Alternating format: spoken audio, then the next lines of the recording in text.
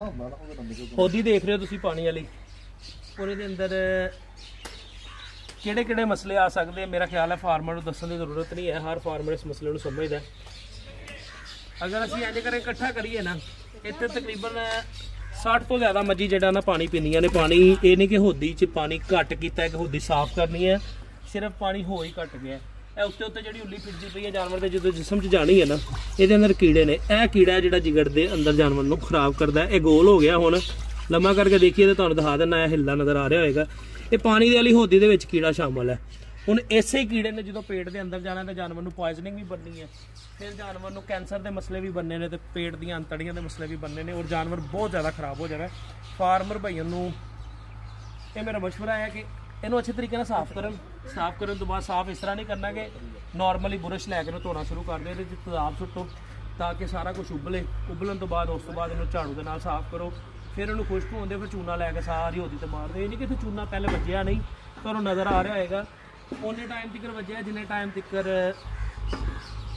समझ लो कि नवा नवा शैड बनया सी। हुण फार्मर भी पुराने हो गए ने, शैड भी पुराना हो गया है, तो चूना जिहड़ा भी पुराना हो गया।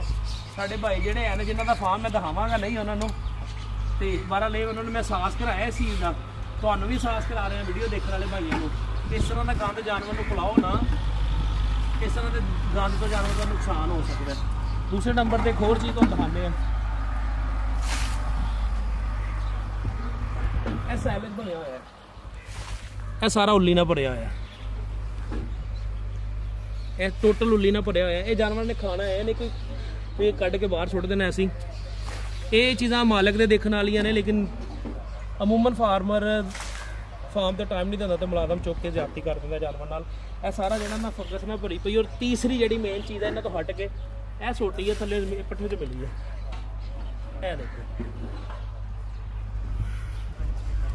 इन्नी मिट्टी है, और इस मिट्टी के अंदर इस तूड़ी के अंदर तुहानूं हज़ारां कीड़े मिलणगे। इन्हां चीज़ां नूं सफाई करिया करो। या मेरा भाइयों फार्मर को मशवरा यह है कि तुसी इडली जिस टाइम तैयार करनी इस तरीके से तैयार करो कि यदी जी है ना गुलाई वो इस तरह करके नॉर्मल गुलाई कर दो, इन इस तरह करके जरा ना गुलाई कर दो ताकि इसकी नोक ना बने। इस तरह करके जो गुलाई होएगी ना तो साफ करनी भी सौखी है, तो जानवर के पट्ठे खाने भी सौखे ने। इस तरह सीधी सीधी खुरली होएगी तो जो पट्ठे जो साइडों से इस तरह करके रुक जाएंगे, पता नहीं किन्ने टाइम से रुके हुए हैं वाले। और तुहानूं कीड़े भी जो तुहानूं मैं दिखा दिंदा वा, ये लगे हुए हैं कीड़े बहुत सारे नज़र आ रहे होंगे। यह रेड कलर का कीड़ा नज़र आ रहा होगा, यह नीचे तुहानूं कीड़े नज़र आ रहे होंगे। और ये मे भी जिन्होंने मैं सारा खोल के देखा, यह देखो कीड़े। ये हुण जानवर जिहड़ा ना ये दूसरे पट्ठियां दे विच भी जानवर की तजाबियत पैदा करते हैं, जानवर खराब होंदा है। सैलज भी साफ दो, पानी भी साफ दो। जानवर इन्ना महंगा खरीद करके असीं लै आने, लेकिन छोटी छोटी चीज़ों तो सानूं नुकसान होंदा है कि असीं फिर समझते कि शायद डेयरी फार्मिंग प्रॉफिटेबल बिजनेस नहीं है। उन्होंने प्रॉफिट च बनाने वास्ते कल्ली खुराक, पेट भर पानी, शैड चंगा बना लेना, ये चीज़ों का नहीं है।